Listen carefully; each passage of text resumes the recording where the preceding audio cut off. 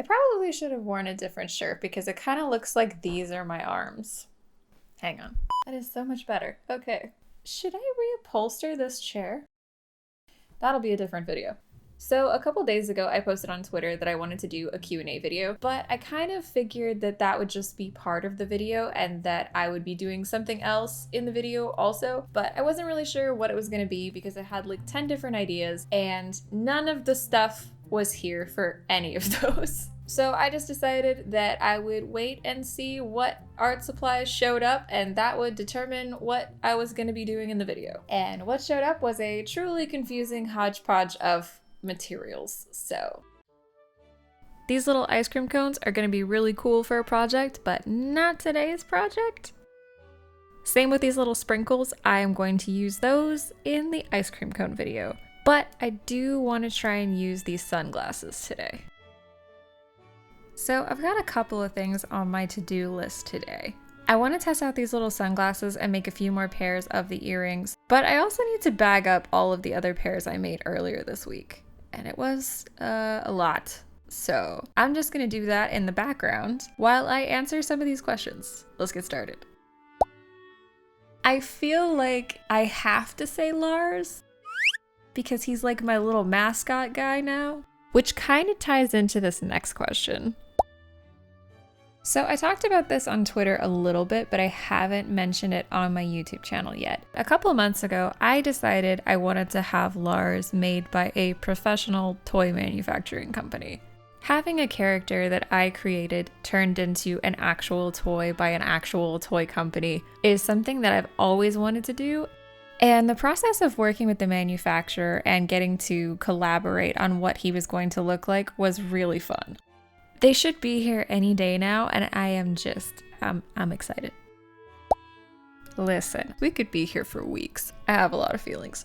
So I feel like if you've been to this channel before, you probably know that my favorite band is Pearl Jam. And if you're familiar with grunge music at all, you're probably familiar with the Seattle 4, which is Pearl Jam, Soundgarden, Nirvana, Alice in Chains. So I'm not even gonna get into that. But let me put you on to some albums from some bands that are really great also.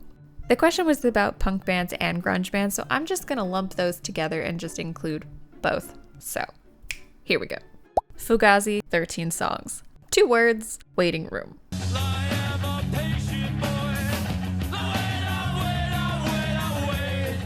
Descendants, Everything Sucks. Brad, The Shame album. If you like 90s music at all, this is everything. For the same reasons, all the bad radio demos that never became an actual album.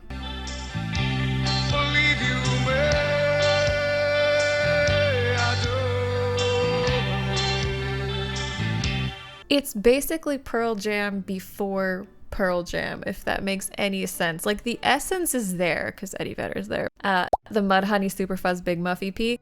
This last one, I know some people don't consider Live to be a grunge band. I do. The Throwing Copper album, but very specifically the 25th anniversary, because they included the greatest song they have ever written, they have ever recorded. Feel free to fight me in the comments, but it is unequivocally their best one.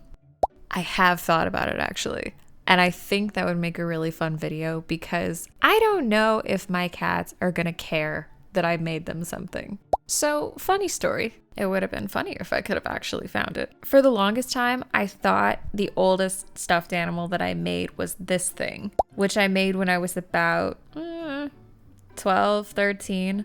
But kind of recently, I remembered that that is not true. Because when I was in maybe the 1st grade, we made these horrible nightmare fuel looking sock animals. And I'm so annoyed that I couldn't find it. I know my mom kept it. God knows why. So it's out there in the universe somewhere. But imagine like a sad tube sock with smaller bits of tube sock glued to it and then a face scribbled on with magic marker. And it was supposed to be a pig. Like that's, yep. And on a slightly related note, this question. I wish I was better at animating. I also saw a couple questions asking what my dream job was as a kid, and it definitely was animation. I definitely thought at several points in my life that was where I was gonna go. or making puppets for Jim Henson, because those were really the two true loves of my life, puppets and animation. But it is very time consuming and very difficult to do well, but it is fun to do. So I think at some point on this channel I will try to do some kind of animation video, because I know how to do it vaguely, but I could definitely use some practice. Something I've definitely been thinking about doing, and something that I definitely want to do somewhere in the near future, is blind box figures. If I could figure out how to go about doing that with my characters, I would love to do that.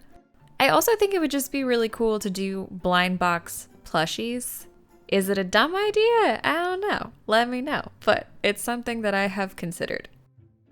So all of these new ones that I just made are done, but I have about 20 something pairs that I impulsively made earlier this week that I also need to bag up and get ready to put into the Etsy shop. So I'm just gonna do that and keep answering these questions. Stupidly enough, I actually had to sit here and count them because I didn't remember.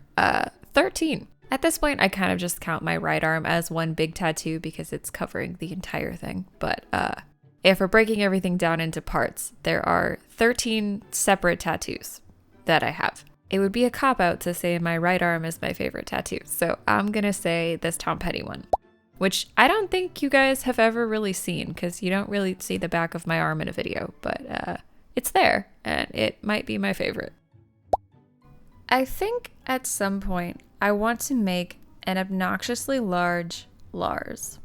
I don't necessarily know if I want him to be a beanbag, but something about beanbag size would work for me. I just want a very large Lars in the corner of my craft room because it would be ominous and funny. So maybe someday. This is a question that I've gotten a lot in my real life, and it's really fun for me to answer because I feel like there is a crafty bitch within every single one of us. You just have to let them out. And you never know what is gonna set them off. You just gotta find it. And that's the most fun part. I recommend going to a craft store and just look at everything and see if there's anything that makes you go, I want to try that. That looks fun. I also saw a couple questions asking what inspires me to make things, and sometimes it is just going to the craft store and going down the aisles and seeing what looks fun, but also YouTube videos. And lately, TikTok art compilations. Kind of makes me want to do resin art now, but yeah. Basically what I'm saying is literally anything could inspire you to make something. And the second that you feel like you want to try something, the second something sounds fun, jump on it. Do it right then, and you will not be sorry. Even if it looks like crap, trust me, I have made some ugly, sinful things. Even if it looks like crap, I guarantee you're gonna have a good time making it because that's kind of the whole point. I don't know necessarily if the point is ever the finished product.